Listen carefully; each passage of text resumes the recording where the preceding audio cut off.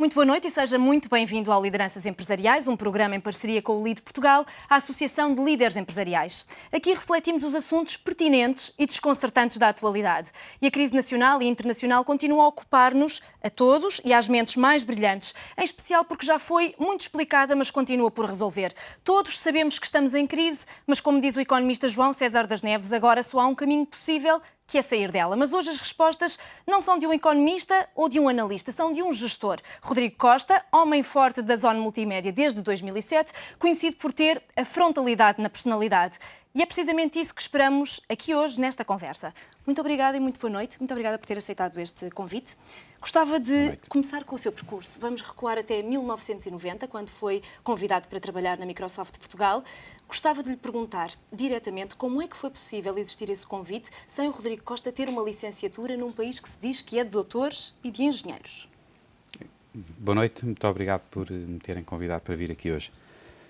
Eu acho que o país não é um país só de doutores, de facto. É um país onde existe uma grande diversidade de gentes, com culturas diferentes, com formações diferentes e, portanto, acho que eu tive de facto uma oportunidade. Eu sempre trabalhei na área de software, portanto, até 1990. Esta empresa que referiu, a Microsoft, era uma empresa de software, portanto, era uma altura, estamos a falar de há 22 anos atrás, não havia grandes especialistas nestas áreas, eu tive a minha formação, a minha preparação profissional era toda feita nessa área, portanto acabou por ser uma coincidência. Eu estava na altura a preparar uma empresa para distribuir software, tinha os meus planos feitos, estava preparado para começar esse negócio, e por, de certa maneira, uma coincidência, eu ouvi dizer que a Microsoft estava a pensar abrir o seu escritório em Portugal. Contatei nessa altura a empresa, tinha pessoas amigas que estavam lá, manifestei a minha curiosidade e passado uns meses, de facto, fui contactado. No início o projeto não me pareceu, confesso, muito interessante, porque aquilo que se pretendia era abrir um escritório de vendas em Portugal. Eu não mostrei disponibilidade para ser, digamos, a pessoa das vendas em Portugal. E uns meses mais tarde decidiram voltar a contactar-me, propuseram-me um projeto diferente.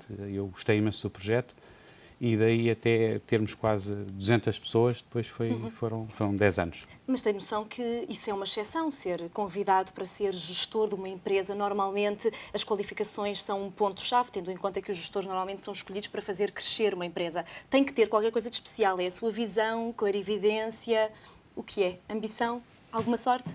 Eu acho que é uma mistura de tudo. Eu sempre gostei muito daquilo que faço, na altura também gostava. Como eu disse, era uma área pouco comum, havia pouca gente que soubesse muito de software, portanto, e o pouco que eu sabia, se calhar, era bastante comparado com outros. Gosto de trabalhar, sou muito dedicado às minhas causas profissionais e acho que, de certa maneira, talvez esse entusiasmo. E depois, ainda por cima, é uma empresa que tem uma característica muito especial. Muitas das pessoas que, de facto, fizeram a empresa também não concluíram as suas licenciaturas. Abandonaram a universidade nos primeiros anos. Foi também o que me aconteceu a mim. Portanto, era uma empresa que, de facto, tinha uma cultura muito aberta a que as pessoas pudessem testar as pessoas para saber se as pessoas, de facto, correspondiam às expectativas que eles tinham em relação à criação do negócio. E acho que mencionou sorte. Eu acho que em tudo na vida também a sorte também faz muitas vezes alguma diferença. Também é preciso ter essa sorte. O seu percurso é vastíssimo e é muito difícil de sintetizar aqui, mas como já falou, começou, creio que em 1979, precisamente no mundo informático, depois 15 anos de Microsoft aqui em Portugal, Seattle nos Estados Unidos e São Paulo no Brasil. Onde é que se fez gestor? Eu fiz-me gestor um pouco antes da Microsoft. Portanto, a minha área eu primeiro comecei por desenvolver software e rapidamente comecei a ter que vender o software. Vender software implicou ter várias pessoas, ter uma equipa, começar a gerir o negócio, começar a gerir pessoas. Eu tenho também, confesso, uma grande paixão pela gestão de recursos humanos. Portanto, é uma parte que sempre me acompanhou. Ainda hoje faço questão nas organizações onde estou, tenho tido sempre, portanto, essa responsabilidade acumulada com o resto das minhas responsabilidades. e, portanto, eu diria que comecei o meu trabalho de gestão praticamente há 25 anos. Portanto, quando entro na Microsoft, pronto, é diferente. Foi um projeto que começou, de facto, do zero, mas sempre aliado o planeamento, as vendas, a gestão de equipas, a definição de uma estratégia, a definição da execução dessa mesma estratégia, prestar contas. E, portanto, é verdade que começou sozinho, durante um ano esteve sozinho na Microsoft e depois que a empresa que deixa é muito diferente dessa que começa. Era um projeto normal, portanto, nessa altura, estamos mais uma vez a falar quase 2 décadas atrás,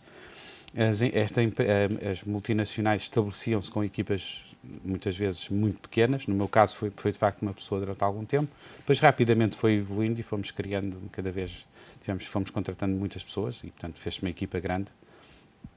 O que é que trouxe no caráter lá de fora e o que é que são as máximas do Rodrigo Costa, gestor? As minhas máximas são muito simples. É aquilo que eu referi há pouco. Muito entusiasmo, sou muito rigoroso em relação aos meus valores pessoais, aquilo que, no fundo, herdei foi a minha educação, com os meus pais, com os meus amigos, com tudo aquilo que fiz ao longo da vida. Sou de facto, também já mencionou há pouco, sou muito direto. Tenho sempre uma grande preocupação que a minha frontalidade não ultrapasse as marcas. Muitas pessoas sentem-se intimidadas com a minha maneira de ser, porque como me entusiasmo muito naquilo que faço, às vezes, irrito-me com alguma facilidade ou mostro falta de paciência. E isso, no fundo, é muito interessante porque a experiência dos Estados Unidos trouxe-me algo que eu não tinha. Nós somos uma cultura, de certa maneira, um pouco mais fechada, não somos nem sempre manifestamos o nosso desagrado aos nossos chefes, aos nossos pares. E nos Estados Unidos, muito cedo, nos apercebemos que as pessoas, de facto, não aceitam as pessoas que são rudes, não aceitam as pessoas que não sabem gerir bem as suas emoções e acabam, portanto, nos dar um feedback muito direto e nós temos que o gerir. E uma das coisas que eu acho que é engraçado, que estou a pensar agora, que aprendi nessa minha experiência, quer no Brasil, mas mais nos Estados Unidos, foi de facto a perceber que nós temos que medir bem as palavras, temos que medir bem as emoções, temos que perceber muito bem o impacto que temos nos outros. Portanto, isso é algo que uma pessoa aprende a saber ouvir. E acho que foi algo que aprendi durante esses anos. E as pessoas, diz quem o conhece, que tem uma grande preocupação com as pessoas e com os recursos humanos. Porquê?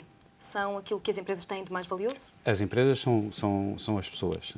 Pessoas satisfeitas, pessoas que compreendem a sua missão e que sabem que existe respeito por aquilo que elas fazem, sentem-se mais confortáveis, são mais dedicadas, estão mais preparadas para os bons momentos e para os maus momentos. Acho que é muito importante termos as organizações alinhadas, compreender bem aquilo que se pretende, que esses objetivos sejam, digamos, a consequência de valores que as pessoas possam orgulhar de ter, e é assim que se constrói uma empresa, é assim que se constrói uma marca, e acho que temos feito esse trabalho, na empresa onde estou hoje, acho que fazemos esse trabalho todos os dias.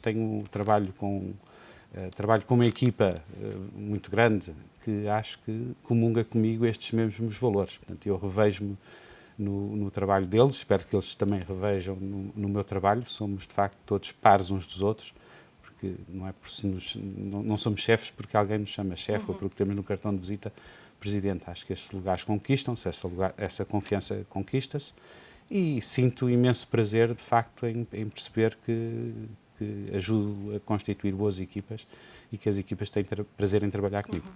Quando trabalhou na Microsoft nos Estados Unidos, em Seattle, precisamente o coração da empresa, teve a oportunidade de trabalhar de perto com fabricantes de computadores dos Estados Unidos, mas também da China, Coreia, Japão e América Latina. O que é que viu lá que gostava de ver aqui implementado em Portugal? Há princípios de gestão e princípios de trabalho que eu acho que são universais. Portanto, quando nós falamos de ética, quando nós falamos de competência, quando nós falamos de capacidade de trabalho, quando falamos de empenho, portanto, eu acho que nós não vejo nada que não haja em Portugal, nos gestores portugueses, nos engenheiros portugueses, nos cientistas portugueses, que exista noutra parte qualquer do mundo. Nossa maior dificuldade é a dimensão do país. Nós nunca nos podemos esquecer que nós trabalhamos para um mercado muito pequeno, portanto, o nosso mercado doméstico é um mercado extraordinariamente reduzido e, portanto, o que fazem estas empresas e estas economias grandes são, de facto, a sua capacidade de chegar a mercados muito maiores. As empresas americanas, portanto, têm ao seu dispor um mercado doméstico extraordinariamente grande, têm uma capacidade tecnológica e uma capacidade industrial que os transporta para todo o mundo com uma grande facilidade. O que nós assistimos, eu diria, a década de 90 e a década de 2000 é de facto uma década de grande afirmação, é o facto de que nestes mercados asiáticos, devido à mão de obra ser muito, muito barata, portanto, nós estamos a falar de diferenças, a mesma pessoa que pode ganhar $10 à hora nos Estados Unidos é capaz de ganhar 35, 40 cêntimos à hora nestes mercados e, portanto, são mercados que são super competitivos pelo facto de terem uma mão de obra muito, muito barata. Estes países investiram também muito nas suas tecnologias industriais, portanto, criaram, digamos, uma grande disciplina, uma grande qualidade em todos os seus métodos de fabrico e tornaram-se, de repente, mercados super competitivos em matéria de fornecimento de equipamento industrial e, inclusive, em termos digamos, de venda, em termos de outsourcing, que é o termo mais correto, em relação à parte de serviços. Nós que assistimos nessa década, de 2000, assistimos de facto a que estes mercados começaram a conquistar cada vez mais a mão de obra aos mercados ocidentais. E eu acho que isso de facto acabou por ter um impacto que é negativo de certa maneira, porque as empresas do mundo ocidental acabaram de certa maneira por abdicar do emprego em troca de maior margem de intermediação para comprar barato, para vender mais caro, mas acho que de certa maneira houve muitas empresas e muitos países que se esqueceram que estavam a deslocalizar mão de obra de uma forma massiva e de certa maneira também estes mercados asiáticos também têm uma grande qualidade e ao longo da última década evoluíram de uma maneira assombrosa. Se nós formos olhar para as grandes marcas hoje, há imensas grandes marcas que já não são ocidentais, são marcas de facto asiáticas, quer seja de mercados como a Coreia, como na própria China, como no Japão e até em Taiwan também, e de repente o processo todo de fabrico e até a margem de intermediação desapareceu do Ocidente e mudou-se para a Ásia. Portanto, e nós hoje vemos que de facto há um grande desequilíbrio em matéria principalmente de emprego entre o mundo ocidental e os países asiáticos por causa desse tema. Fazendo o aponto aqui para o mercado laboral português, não sei se tem assistido a estas últimas novidades relativamente a novas medidas e lei laboral. Gostava de lhe perguntar se acha que este é o caminho, estas mudanças no subsídio de desemprego, nas férias, nas pontes, nos feriados, também na forma de despedir, esta flexibilização, é isso que o mercado laboral português precisa para tornar as empresas mais competitivas? A legislação laboral e estas últimas alterações têm alguma importância. De facto, há algumas regras que ajudam, no fundo, a quem tem que empregar. Eu acredito, com franqueza, que a flexibilização bem gerida, com respeito por quem trabalha, como é óbvio, com uma maior sofisticação por parte também de quem gere as empresas, eu acho que é útil e era necessário. Mas resolve? Mas não vamos estar à espera que seja isso a solução para todos os problemas da competitividade portuguesa. Quer dizer, portanto, nós temos que fazer investimentos na área da produção, temos que ter muito cuidado em termos de qualidade, nós temos que ser competitivos em termos de preço, portanto, e a parte da lei laboral é uma componente desta cadeia. Portanto, não resolve tudo, acho que é um passo importante, mas não era, mesmo que a lei fosse ainda mais flexível, não era isso que ia resolver os problemas do país. Portanto, acho que o tema está mais com as pessoas, com a nossa capacidade financeira para fazer projetos e com a nossa adequação aos mercados à procura de determinados produtos e serviços. Acho que o país precisa, e sei que neste momento isso está de facto a ser feito, precisa de revisitar todos os nossos setores da economia, perceber de facto quais são as áreas onde se deve investir, porque de facto há mercado, e quais são as áreas que eventualmente se deve parar ou investir menos, porque não há mercado para elas, e perceber o que é que vai acontecer ao mundo daqui a 5, 10 anos e investir nesse sentido. Quais são para si os problemas mais iminentes das empresas portuguesas? Financiamento? O financiamento é um problema grande, principalmente para, digamos, alguns setores de atividade que neste momento têm dificuldades porque há falta de trabalho, há falta de projetos e as empresas portuguesas têm pouca folga em termos financeiros, portanto as empresas maior parte das empresas têm dívidas grandes e, portanto, têm dificuldade em fazer frente, principalmente numa altura em que o financiamento é escasso, os juros são altos e, portanto, as empresas que têm pouco trabalho têm grandes dificuldades. Depois há ideias, há projetos que, de facto, é importante olhar para eles e tentar ter programas para os apoiar também. Todos sabemos já, é dito frequentemente, que as exportações são um dos possíveis caminhos para evitar uma recessão mais profunda aqui em Portugal. Exportar mais, naturalmente também importar menos. Gostava de lhe perguntar, isso é uma responsabilidade do Governo, das empresas? Onde é que começa a responsabilidade de um e de outro? O Estado não substitui as empresas em circunstância nenhuma. Eu não acredito na solução Estado para tudo, porque, de facto, acho que o Estado não é esse o seu papel. Agora, acho que há uma grande responsabilidade por parte das empresas. É importante que todos nós, e nós fazemos isso, como muitas outras empresas o fazem, que é constantemente estar à procura em relação àquilo que nós fazemos, o que é exportável. Outra coisa que eu acho também que é muito importante é como é que nós podemos, em relação a determinados bens, como é que substituímos importações pela própria nossa produção local. E não se trata de tentar proteger meramente só porque é português. Não, é tentar ser competitivo, ter qualidade e, de facto, conseguir substituir determinado tipo de produto que nós podemos ter em Portugal e não precisaríamos de importar.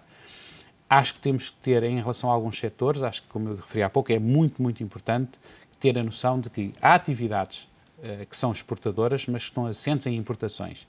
Ora, essas não são as atividades que interessam mais. O que interessa mais são aquelas, de facto, em que não é preciso importar muito e que temos um grande valor acrescentado nacional. Portanto, acho que isso é uma prioridade. O papel do Estado é ajudar as empresas, é fornecer apoio, por exemplo, na área diplomática, e eu acho que isso é algo... Todos os governos pensam nisso. Acho que neste momento temos um governo que está bastante empenhado nessa matéria. Temos vindo a assistir a enormes iniciativas e, digamos, de certa maneira até é interessante, parece que todas as pessoas estão alinhadas nessa matéria. Há muita discussão, há muito desentendimento em muita coisa, mas em matéria de promoção do país, promoção daquilo, a procura de soluções que levem a mais exportações, e acho que essa é uma atividade que o Governo deve estar e precisa de cumprir, e ao mesmo tempo conseguir suportar o lançamento de programas que vão de encontro a esses temas que já referiu. O financiamento, a promoção, todas essas áreas eu acho que são áreas em que o Estado tem um papel que deve cumprir. Há um tema, já agora, que acho que não se pode deixar de falar nele. Nós precisamos de uma máquina, digamos, precisamos de um sistema jurídico mais eficaz, precisamos de um sistema fiscal mais eficaz, mais previsível e que, no fundo, ajude, principalmente na área fiscal, ajude a recompensar as atividades que, de facto, precisam mais de ajuda e que são mais interessantes para o país também. Portanto, isso dentro, como é óbvio, daquilo que é sempre o espartilho, digamos, das regras da Comunidade Europeia, mas acho que nós devemos procurar lutar por coisas que nos interessem e que nos ajudem a nossa economia. Já voltamos a Portugal, por agora vamos falar um bocadinho de crise mundial. Já sabemos que estamos em crise. Gostava de lhe perguntar se acha que esta crise é mais violenta do que as outras, ou se as crises são normais, são frequentes e esta, tal como muitas outras, não vai ser o fim do mundo. Eu permito referir aqui um grande economista que eu tenho uma grande admiração por ele, que é o Sérgio Rebelo. E há pouco nós fizemos uma sessão interna em que o Sérgio veio falar para nós e tentou-nos, de facto, levar-nos pela história da economia, Estados Unidos, Europa, e algo que nós aprendemos com a palestra dele é que, de facto, quer dizer, as crises acabam sempre por se resolver e, portanto, eu tenho a certeza, isso, quer dizer, não tem nada de especial, é uma realidade, mas nós temos que ter noção de que vamos sair desta crise. Pode demorar mais, pode durar menos. Outra coisa também que é um facto é que ele dizia que os políticos acabam por acertar sempre.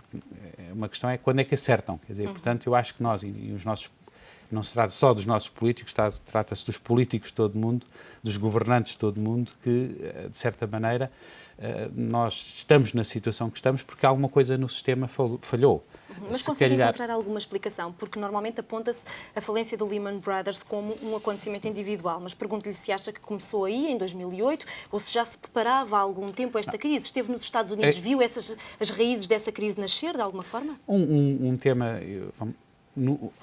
o tema dos Estados Unidos é um pouco diferente, creio eu. Eu não sou um grande especialista em economia, portanto, deixe-me já deixar isso bem claro. Portanto, não estou aqui a tentar ser um economista incompetente. A crise dos Estados Unidos tem, de facto, uma origem muito no setor imobiliário, que, no fundo, depois acabou por se transformar numa crise do setor financeiro. E, portanto, é essa, de facto, quanto a mim, a grande razão de todos aqueles problemas que houve. Depois, simultaneamente, houve vários escândalos que aconteceram que também não ajudaram. Há uma quebra, no fundo, o sistema, de certa maneira, colapsou.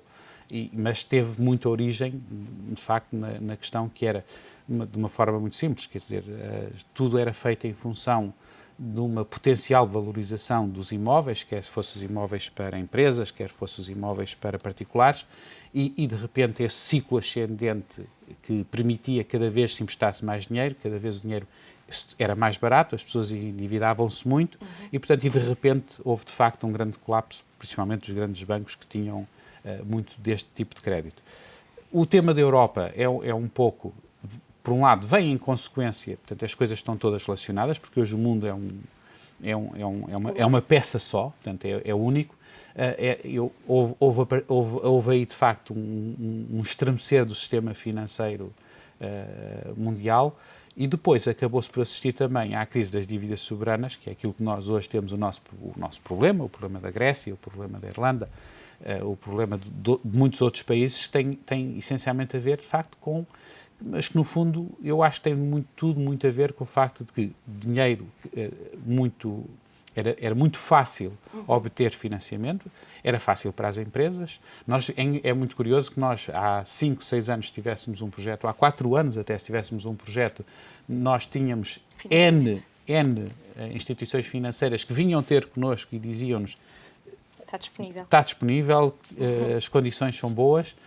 E, de facto, quer dizer, isso é bom e mau. Portanto, para bons projetos foi bom, para maus projetos foi mau, e hoje, de facto, temos muitas empresas com dificuldades, temos assistido, de facto, a uma reestruturação dos países, os países têm outras preocupações e estamos todos de mangas arregaçadas neste momento, um pouco por toda a Europa, a tentar recuperar o controle em relação às nossas finanças. É óbvio, eu confesso que acho que nós estamos, é um trabalho complexo, mas acho que se está a tentar fazer aquilo que é possível e impossível. Os sacrifícios são de facto muito grandes. É muito preocupante, talvez o tema, a mim pessoalmente, aquilo que mais me preocupa hoje em dia é de facto o tema do desemprego. Quer dizer, é por um lado a quebra da capacidade de compra das famílias, que é uma realidade. Nós sentimos isso no trânsito, sentimos isso no supermercado, sentimos isso nos restaurantes, e portanto há aí um ajuste, mas o mais dramático definitivamente é o tema do emprego, e espero que nós, se olharmos, há indicadores que são positivos, o tema das exportações, eu estava a ver uns números, por acaso ainda hoje de manhã, e de facto, se nós olharmos para as estatísticas, há números que são muito positivos. As nossas exportações cresceram, creio eu, cerca de 20% praticamente nos últimos 5 anos. São movimentos importantes.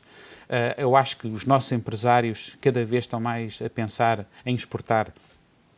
Temos mercados que, no fundo, onde nós temos uma oportunidade muito tangível, que são os mercados de língua portuguesa, mas estamos a trabalhar em muitas outras áreas. Assistimos a grandes empresas, esta semana, empresas que conseguiram grandes contratos em projetos na área de construção fora de Portugal, onde inclusive conseguimos, de facto, ter mão de obra portuguesa, serviços portugueses, tecnologia portuguesa, e eu acho que isso é muito, muito encorajador. Portanto, devo depreender das suas palavras que não pertence às visões catastróficas de que Portugal vai falir, vai sair do euro, vai voltar ao escudo, mas que tem um problema que está circunscrito, é isso?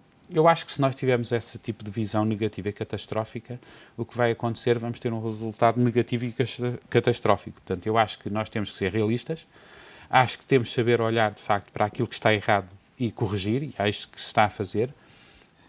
É óbvio que é preciso saber explicar muito bem aquilo que se está a fazer, é crítico induzir esperança nas pessoas, as pessoas têm que acreditar que estes sacrifícios vão levar a uma solução, mas acho que há sinais positivos. Portanto, acho que eu não sou aqui um otimista irresponsável.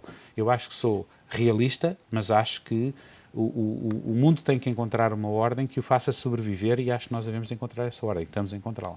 Mais uma pergunta ainda sobre Portugal. Falou no déficit, que se vai corrigir, com certeza que vai. É certo que sim, Portugal comprometeu-se com as instituições internacionais. A questão é quem é que vai pagar a fatura? E por agora parece que quem está a pagar a fatura são as classes mais baixas e também as empresas, o que é crítico. Pergunto-lhe, acha que este governo tem seriedade e tem coragem, vai ter coragem de levar estas reformas, mas com bom senso? Primeiro, só um comentário em relação à primeira questão, que é quem é que está a pagar a crise? São as classes mais baixas, as classes mais altas, ou quem são as empresas, as grandes ou as pequenas? É que todos já foram afetados, de uma certa exatamente. forma. Eu acho que os sacrifícios as penalidades são impostas a todos. Como é óbvio, quem tem menos sente muitíssimo mais do que quem tem mais. Quer dizer, as pessoas, de facto, têm muito dinheiro. Se tiverem que viver com metade desse dinheiro, continuam a sobreviver bem, quer dizer, não vale a pena fazer dramas, porque tem que ter consciência que é muito pior uma pessoa que tem uma família com recursos pequenos, que fique privada, que um dos elementos da família fique privada de emprego, é de facto uma catástrofe, é um problema. E portanto eu acho que agora o tema não está em... os sacrifícios são impostos para todos, agora de facto há uns que sentem mais que outros. Tem que haver sensibilidade social, sem qualquer dúvida, e tem que haver muita... Eu acho que há, agora, acho é que muitas coisas são difíceis de explicar e é impossível ter um sistema perfeito. Eu acho que este governo está a fazer aquilo que é possível fazer. Eu não sou particularmente dotado em matéria de política e, portanto, não tenho alguma dificuldade em dizer se não haveria outras alternativas. De certeza que há sempre outras alternativas. Mas a realidade é que o país tem que se ajustar a uma nova realidade. Esse esforço exige sacrifícios, exige. Agora, o que é preciso é todos nós compreendermos os sacrifícios e ter a certeza que daqui por um ano, ou daqui por um ano e meio, as coisas, de facto, começam a melhorar. E o tema do emprego é crítico, se começa a criar emprego. Quando é que isso vai começar? Espero que não falte muito.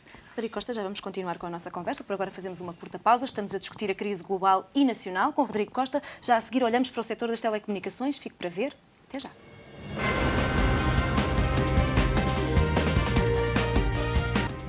Seja bem-vindo de novo ao Lideranças Empresariais, hoje numa conversa com Rodrigo Costa, Presidente Executivo da Zone Multimédia. Rodrigo Costa, voltamos à conversa agora num setor particularmente familiar, o setor das telecomunicações. Como é que foi afetado pela crise e, em particular, a Zone? Bem, nós estamos a 2 semanas da nossa publicação dos resultados de 2011, portanto isto é uma área em que tem que compreender que tem que se esperar um pouco para falar. Mas posso falar da tendência dos primeiros 3 trimestres de 2011, portanto, que foi um ano em que nós notámos um abrandamento em termos de vendas, portanto há um abrandamento não muito grande e que eventualmente até terá sido menor do que aquilo que se esperaria. Portanto, eu considero que os primeiros 9 meses do ano correram bastante bem. Nós continuamos a ter, fruto de ser um setor com muita concorrência, portanto, acabamos por ter uma situação interessante. Os nossos produtos, em matéria de telecomunicações, são produtos com cada vez mais é reconhecido o seu valor, portanto, aquilo que as pessoas pagam, se formos comparar com o que pagavam há 4 anos atrás, de facto é um preço melhor e os serviços são incomparavelmente mais potentes. As pessoas têm muito mais velocidade na internet, as pessoas têm mais canais, há uma maior diversidade de informação, o serviço telefónico também melhorou imenso, a qualidade de serviço também teve uma evolução muito positiva no nosso caso e, portanto, eu acho que com isto tudo conseguimos crescer, não na área da televisão, mas aí mantivemos praticamente o nosso número de clientes, mas de facto crescemos muito nos outros serviços adicionais. Nós hoje somos um campeão europeu em matéria daquilo que se chama normalmente triple play, que são os 3 serviços de fixo, voz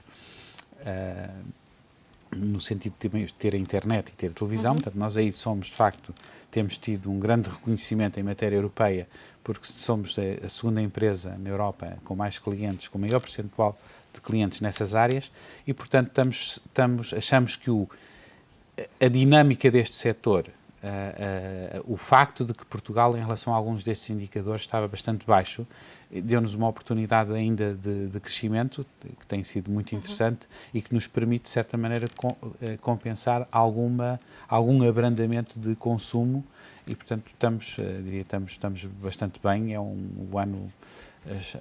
O ano é um ano bastante positivo. Vamos esperar também pelos resultados daqui claro, a 2 semanas. Daqui a 2 semanas. Olhando para a história recente da vida da empresa, a Assembleia Geral de Acionistas da Zona aprovou por maioria a desblindagem dos estatutos das empresas, e é importante fazer aqui um parênteses contra muita informação, que é contra a informação, em relação também àqueles que não são concorrentes e aos que não tenham subsidiárias concorrentes. Isto é importante dizer, não é? O que é que esperam de mudanças acionistas na Zona? Algumas movimentações? Nós somos uma empresa que é cotada. Como tal, estamos sujeitos às regras do mercado. Temos investidores que constantemente aparecem e que gostam da empresa e que investem na empresa. Temos outros investidores que vendem as suas ações. Portanto, isto é um mercado muito, muito dinâmico. Mas é positivo esta liberdade também dos acionistas? Esta alteração de estatutos é uma alteração de estatutos que eu pessoalmente a vejo como uma evolução normal. Quer dizer, portanto, aliás, é tão normal que tivemos uma Assembleia com uma assistência, com uma presença de acionistas recorde. Não houve um único voto contra a proposta apresentada e, portanto, isso mostra que, de facto, foi do agrado dos nossos acionistas, e não é de alguns acionistas, de todos os acionistas. E, portanto, eu acho que é um movimento normal. O reflexo que isso possa ter ou não em relação ao futuro da empresa, eu acho que isso é entrar num mercado, numa área muito de especulação, porque, mais uma vez, as empresas estão na Bolsa, estão sujeitas às regras da Bolsa e, portanto... Mas era preferível para a empresa entrar capital novo ou que houvesse, por exemplo, um reforço daquele que é o núcleo acionista da Zona? Ou uma coisa ou outra não tem nada Eu, nesta matéria, sou muito rigoroso, não me pronuncio sobre temas que tenham a ver, digamos, com a estrutura acionista da empresa. Sou o Presidente da Comissão Executiva e tenho essa responsabilidade. E há outras responsabilidades que cabem a outros órgãos dentro da empresa e aos próprios acionistas. Eles é que se devem manifestar sobre isso. Um trabalho que nós fazemos constante e com bastante sucesso é a promoção da nossa empresa, do nosso negócio, quer junto de investidores nacionais, quer junto de investidores internacionais. E algo que nós registámos ao longo de 2011, e isso é informação, que são informações que são públicas, é que nós conseguimos cada vez mais interessar bons investidores e investidores de longo prazo na nossa empresa, quer em mercados europeus, quer em particular em mercados americanos. E isso é um trabalho que tem sido feito e que, de certa maneira, ajuda, inclusive, a fortalecer a minha convicção de que o nosso país é um país interessante. Podemos ter algumas deficiências, como todos temos, mas as boas empresas continuam a atrair investimento e as pessoas acreditam em nós no longo prazo. E acho que temos feito, com franqueza e modéstia à parte, acho que toda a equipa que temos tem feito um bom trabalho ao longo destes anos. Hoje a empresa funciona muito bem. Mas deixe-me perguntar-lhe, porque o mercado está nervoso, está ansioso neste sentido, nota-se nas notícias que saem todos os dias. O mercado prevê um cenário que se apresenta como provável, que é o reforço da empresária Isabel dos Santos, através da Kent Holding Limited, precisamente na zona, por conta de, por exemplo, os bancos, os 3 bancos que têm de vender ativos e estão pressionados para cumprir regras europeias restritas, se venderem as suas participações, eventualmente esta empresária reforçar. Isso significaria que é um ativo super aliciante? Eu peço-lhe desculpa, mas tenho que insistir. Eu nestes temas, de facto, não me manifesto publicamente. Tenho uma opinião, não vivo ansioso, foco no meu trabalho, quero que a empresa venda mais, que tenha os clientes mais satisfeitos e, portanto, essa é a nossa grande preocupação. E a nossa preocupação... Independentemente de ser a empresária Isabel dos Santos, serem os bancos ou ser uma pessoa anónima? Nós trabalhamos para os nossos acionistas todos, nós trabalhamos para os nossos colaboradores, e, portanto, nós trabalhamos, de facto, para, digamos, para o nosso meio onde estamos integrados. E, portanto, as nossas preocupações, e quando falando um pouco de coisas que eu acho que tem sempre as pessoas têm sempre alguma curiosidade, o tema consolidação. O tema consolidação fala-se há 4 anos. Há de acontecer se tiver que acontecer. A nossa preocupação tem sido sempre muito, muito focada em tornar a empresa mais eficaz, mais eficiente, promovê-la bem. Temos capacidade para atrair novos investidores. Acho que a realidade é que se fala muito em nós. A realidade Isso é bom ou não? Claro que é bom. Acho que nós temos interesse, acho que somos um bom negócio, acho que somos um negócio com muito futuro. Se nós pensarmos, se há algum setor onde alguém deveria gostar de estar, é de facto nas telecomunicações. Repare, as pessoas cada vez têm mais necessidade de comunicar umas com as outras. As pessoas cada vez mais precisam da internet para aceder à informação, para fazerem chegar a sua informação aos outros. As pessoas precisam de falar ao telefone. As pessoas gostam de ver televisão, gostam de entretenimento. É entretenimento muito acessível. Portanto, repare, há alguma coisa que eu anteveja que vá mudar nos próximos 2, 3, 4, 5, 10, 15, 20 anos em relação a estas áreas? Eu acho que o nosso investimento, o facto de nós termos feito o nosso trabalho e o fazermos todos os dias em relação, preocupação com os clientes, a nossa preocupação em ser inovador. Nós temos este ano, 2011, foi um ano riquíssimo para nós. Nós ganhamos vários prémios de inovação internacional com as nossas plataformas, as nossas aplicações. Portanto, acho que o investimento que fizemos nos últimos anos nas infraestruturas também. Quase peço desculpa pela publicidade, mas de facto acho que nós estamos no bom caminho e isso nós não nos podemos distrair. Mas isso significa o quê? Todos esses bons resultados relativamente a um ano que é um ano de crise, significa que a Zone vai conseguir viver sozinha? É mais competitiva sozinha? Não precisa de nenhuma zona de concorrência mais direta todos os dias ao operador incumbente? É muito boa pergunta. O que eu acho nesta matéria é assim, não há qualquer dúvida que uma empresa, neste caso, quanto maior for a diversidade de serviços que puder prestar, melhor. Agora, esses movimentos têm que acontecer se de facto houver capacidade de juntar projetos diferentes, acionistas diferentes, e a única coisa que lhe posso dizer é, há 4 anos que se fala, acho que há de facto várias hipóteses. Eu sou muito constante nas respostas. Eu acho que as coisas mantêm a resposta. Acho que pode acontecer. Acho que pode fazer sentido industrial, sem qualquer dúvida. Não estaria a mentir se dissesse que de facto não faz sentido em mais serviços. Nós há pouco tempo concorremos a uma licença móvel. Deve ser porque achamos que, de facto, ter móvel é importante. Se ter licença móvel ou consolidar como uma operação móvel pode ser um movimento interessante. Agora, todos estes movimentos só são interessantes se acontecerem dentro de determinadas regras de avaliação, de valorização e de conjugação de interesse entre as várias partes. Até hoje, fazer-lhe mais uma possível. pergunta, e prometo que não é provocação. O presidente executivo da Vodafone disse há dias, talvez há semanas, e não quero errar, tenho aqui que originaria um operador com muitas competências para concorrer com a PT, a união entre a Vodafone e a Zone. Não sei se ouviu estas palavras, se as entendeu, ou se as entende como uma operação de charme. Para já, as palavras são dele e, portanto, ele terá as suas razões para fazer essas afirmações. Mas ouviu-as, acompanhou-as? Ouvi e li. Como é que as entendeu? Entendo-as como uma reflexão sobre o mercado que tem a ver com o que eu acabei de dizer, que é as empresas, quanto maior for a diversidade de serviços que oferecem, maior capacidade competitiva tem. Agora, eu acho que nós somos a prova também de que podemos ter um caminho autónomo, saudável, com uma boa capacidade de cumprir metas e acho que vamos continuar a ser assim. Agora, se vai haver movimentos de consolidação ou não, repare, isto não depende só de A, depende de A, de B, depende dos acionistas, da vontade deles e, portanto, e da capacidade de, digamos, formular uma proposta que seja interessante. Até hoje não aconteceu. Pode vir a acontecer, não há. A Cabo Visão é uma compra natural? A Cabo Visão também, integra-se perfeitamente naquilo que eu estou a dizer, quer dizer, são tudo coisas que são possíveis de acontecer, é uma área que tem desafios, nitidamente tem desafios regulatórios, Portanto, são negócios que não são negócios muito simples, porque assim estamos a falar de uma empresa, nós somos uma empresa que tem uma cota de mercado importante,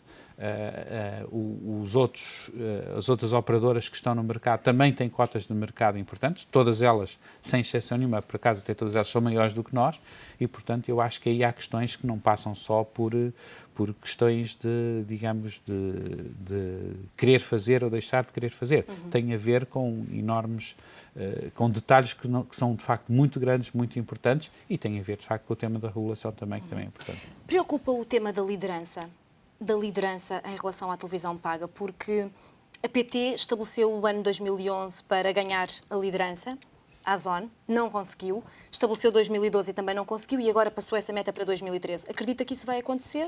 A Zone vai deixar que isso aconteça?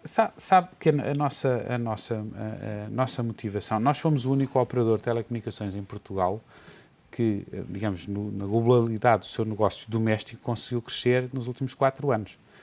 Eu estou mais preocupado com os meus clientes, com o nível de serviço que presto, com a minha capacidade de ser rentável, com ter as práticas corretas no mercado, com a nossa imagem como marca, o facto, como já referi, de ter conseguido crescer. Nós tínhamos 20 ou 30 mil clientes de voz, hoje temos quase, não falta muito para chegar ao 1 milhão de clientes de voz também.